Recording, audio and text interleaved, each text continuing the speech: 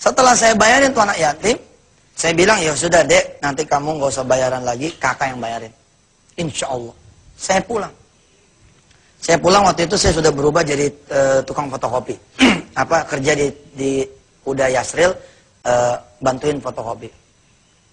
Saya sujud, saya bilang sama Allah begini, ya Allah, udah saya bayarin tuh anak yatim satu. Dan kau tahu saya mau ditagih nih bulan depan. Katanya sih kalau saya nggak bayar, saya dipenjarain. Sekarang tinggal engkau deh. Kalau tuh anak yatim mau saya bayarin lagi bulan depan, tolong supaya saya bisa bayar bulan depan. Tapi kalau sampai saya nggak bisa bayar, saya dipenjarain, berarti tuh anak yatim nggak kebayar. Silahkan kau pilih ya Allah. Yang mana nih? Iya, saya mau begitu doanya. Kemudian saya bangun, saya lipat sejadah, kerja aja lagi udah, biasa aja lagi. Dapat nih, kira-kira sebulan, alhamdulillah ibu, ada kebesaran Allah. Ada waktu buat saya sebulan lagi. Sesuai dengan janji saya bahwa sebulan lagi kalau misalkan lolos saya bayarin.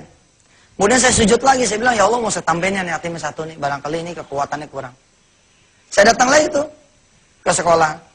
Ya maaf nih kita ceritain nih. Saya datang ke sekolah, saya bilang sama kepala sekolah, saya nyari anak yatim lagi satu. Rupanya kemarin kagak mempan nih satu mah. Udah dua kali. Seukuran kantong saya saat itu, kantong saya kan saat itu 7.000 sehari.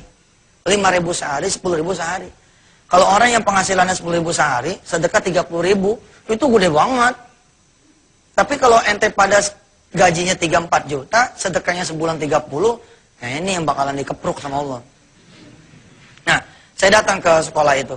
Saya minta lagi anak yatim satu. Kali ini saya bilang, saya nggak butuh yang pintar, saya nggak butuh yang cerdas, saya nggak butuh yang gimana-gimana. Saya butuh anak yatim yang paling miskin, gitu saya bilang. Apa kata kepala sekolahnya? Ada nih Pak Yusuf. Bapaknya baru meninggal dunia dan orang kayaknya miskin benar. Rumahnya masih tanah, kabarnya atapnya juga masih bumbungan bambu. Ya nggak apa-apa, itu aja deh. Didatangin nih satu nih, anak perempuan nih. Anak perempuan namanya Maimunah, kelas 3 SMP.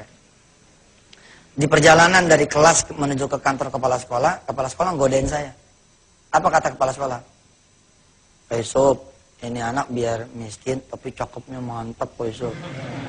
Masya Allah dah, mendingan jadiin bini aja. Saya ngomel tuh sama kepala sekolah. Ngomong jangan sembarangan. Nanti dikata kita ngetek-ngetek anak orang buat jadi bini lagi. Enggak, saya mah lagi butuh pertolongan Allah. Saya butuh pertolongan Allah.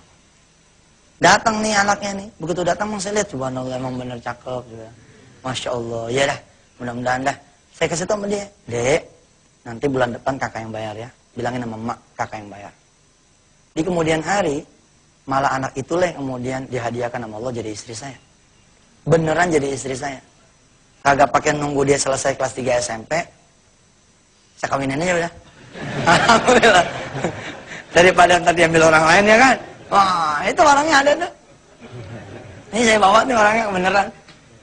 Nah, episode berikutnya, episode beliau nemenin saya. Nemenin.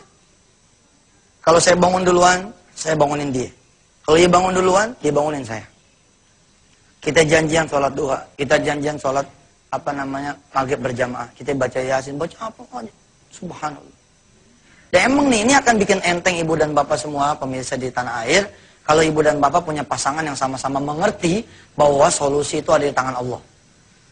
Tapi kalau bapak dan ibu nggak mengerti solusi di tangan Allah, yang terjadi adalah gali lubang, bukan gali lubang tutup empang.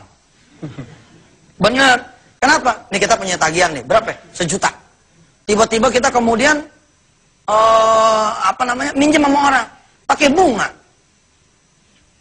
Minjem 1 juta, dapatnya 800, dipotong sama dia 200. Nah kita ngembaliinnya tiap bulan 200.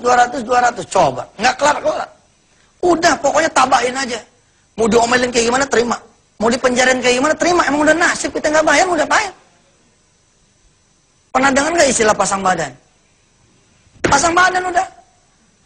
Sebab tidak menyelesaikan masalah kita minjam sama rentenir, kita minjam lagi. Enggak masalah. Saya belajar banyak tuh begitu. Yang benar kita pasang badan aja udah. Udah Pak, saya emang nggak. Insya Allah, kalau kita datang dengan ketulusan niat, kita datang dengan nawaitu yang bersih, karena Allah kita bakalan bayar. Enggak juga terjadi itu. Kenapa kita ditangkap, dipenjarain? Karena kita lari Pak. Kalau kita lari kan mau di Uber. Filosofi ombak nih, ada ombak nih, kita lari kena juga nih, sang gitu.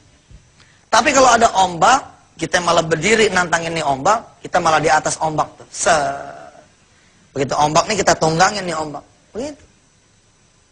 Bantulah pemirsa yang pada punya piutang, bantu orang yang punya utang itu dengan nasihat Anda.